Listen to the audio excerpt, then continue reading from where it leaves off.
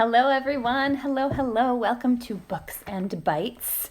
I am, again, by myself for a little bit today. We might have a special guest, but we shall see. But anyway, welcome. We're so happy to have you here. As always, I have a poem and a book. And the poem, oh yes, my special guest has arrived. He's here. Thank you. All right. So we are going to read a poem today called Wild Weed. And should I show them the illustration first? Sure. Okay. So I want you to take a careful look at this illustration. Okay. And there's this lovely person, and then you follow it around, and you sort of see what is happening. All right, we're going to read and find out. Wild weed. This kid-eating plant is a dangerous creature. It can wind all around you and choke you and eat you. I should chop it or clip it or pull it or prune it, but its leaves are so pretty. I do hate to ruin it. But look what it's about to do. Ah! This is a creepy one. It's totally a creepy one, I know. It's a little bit of a creepy one. Scooch in. And the book we're reading today is one that we really like. That was a Shel Silverstein poem. And this book today is by David Shannon, and it's called A Bad Case of Stripes. And you all might know this one. And you can take a break if you need to. A Bad Case of Stripes by David Shannon. I think this one is really funny.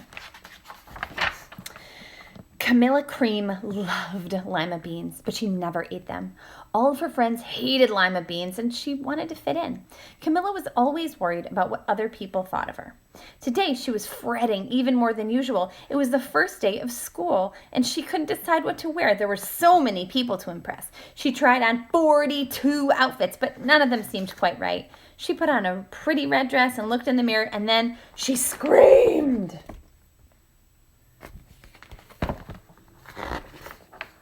Her mother ran into the room, and she screamed too. "Oh my good heavens," she cried. "You're completely covered with stripes." This was certainly true. Camilla was striped from head to toe. She looked like a rainbow. Mrs. Cream felt Camilla's forehead. "Do you feel all right?" she asked. "I feel fine," Camilla answered, "but just look at me." "You get back in bed this instant," her mother ordered. "You're not going to school today." Camilla was relieved. She didn't want to miss the first day of school, but she was afraid of what the other kids would say, and she had no idea what to wear with those crazy stripes.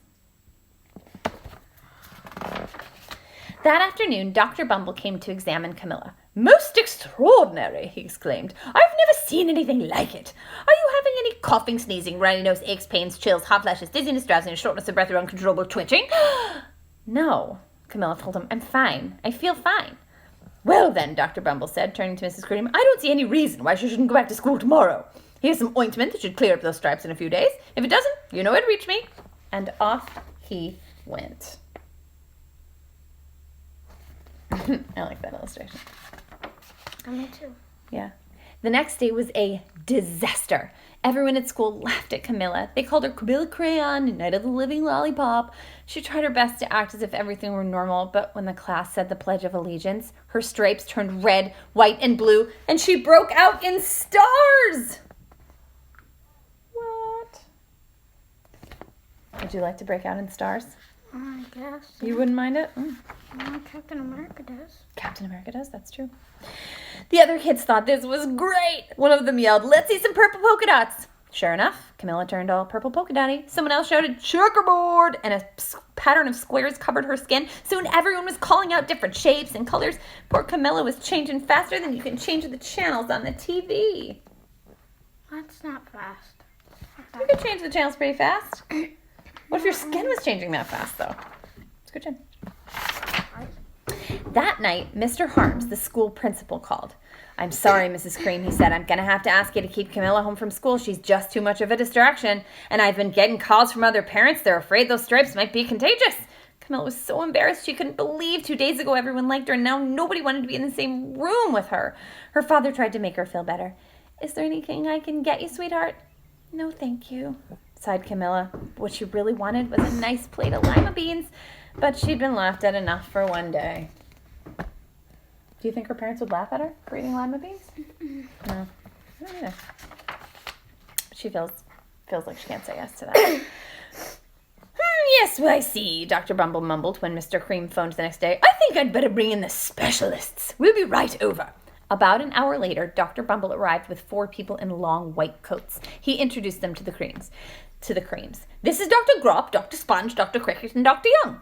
Then the specialists went to work on Camilla. They squeezed and jabbed, they tapped and tested. It was very uncomfortable.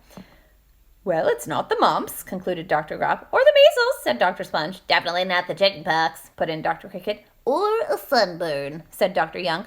Try these, said the specialists. They handed her a bottle filled with different colored pills.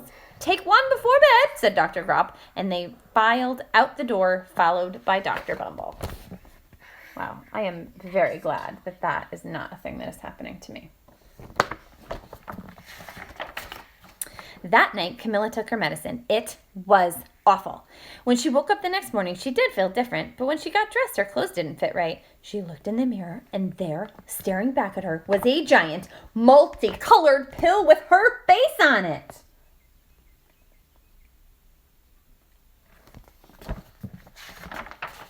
Dr. Bumble rushed over as soon as Mrs. Cream called, but this time, instead of the specialists, he brought experts. Dr. Gordon and Mr. Mellon were the finest scientific minds in the land. Once again, Camilla was poked and prodded, looked at and listened to. The experts wrote down lots of numbers, and they huddled together and whispered. Dr. Gord finally said, it could be, a virus? Suddenly she was covered with tiny little virus balls all over Camilla. Or possibly some form of bacteria, said Mr. Mellon. Out popped squiggly little bacteria tails. Or it could be a fungus, added Dr. Gord. Instantly, Camilla was covered with different colored fungus blotches. Gross. The experts looked at Camilla, then at each other. We need to go over these numbers back at the lab, Dr. Gord said. We'll call you when we know something. But the experts didn't have a clue, much less a cure.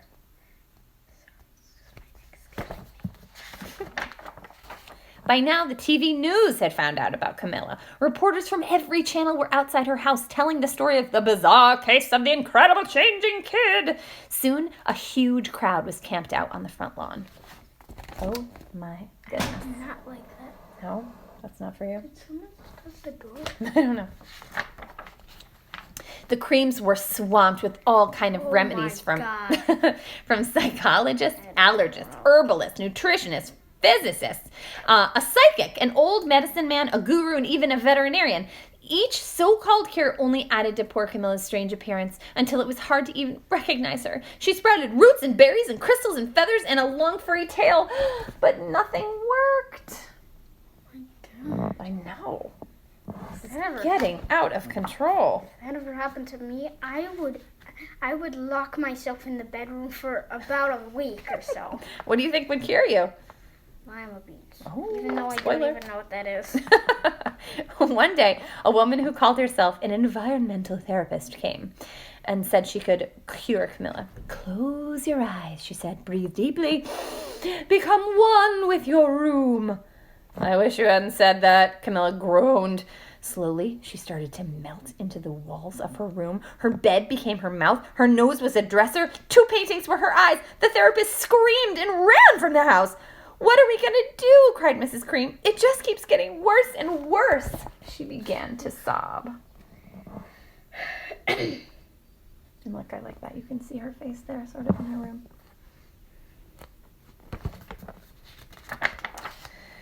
At that moment, Mr. Cream heard a quiet little knock at the front door.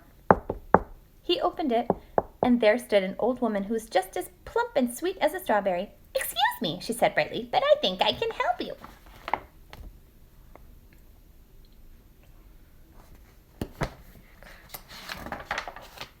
She went into Camilla's room and looked around.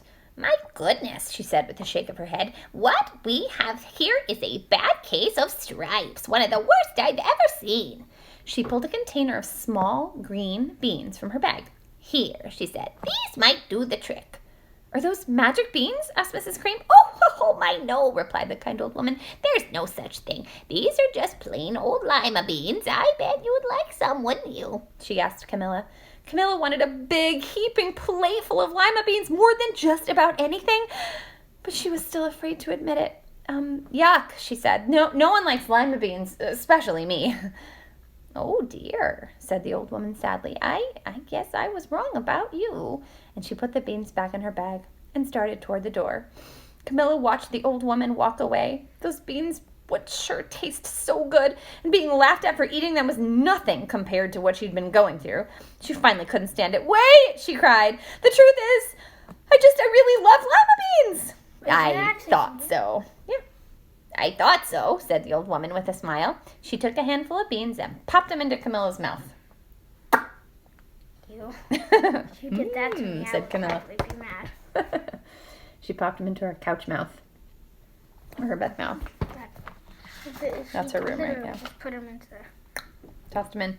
Suddenly, the branches, feathers, squiggly tails began to disappear, and the whole room swirled around. When it stopped, there stood Camilla, and everything was back to normal. Ha, ha, ha, I'm cured, she shouted. Yes, said the old woman. I knew the real you was in there somewhere. She patted Camilla on the head. Then she went outside and vanished into the crowd. And there's Camilla. Just as good as can be. Afterward, Camilla wasn't quite the same.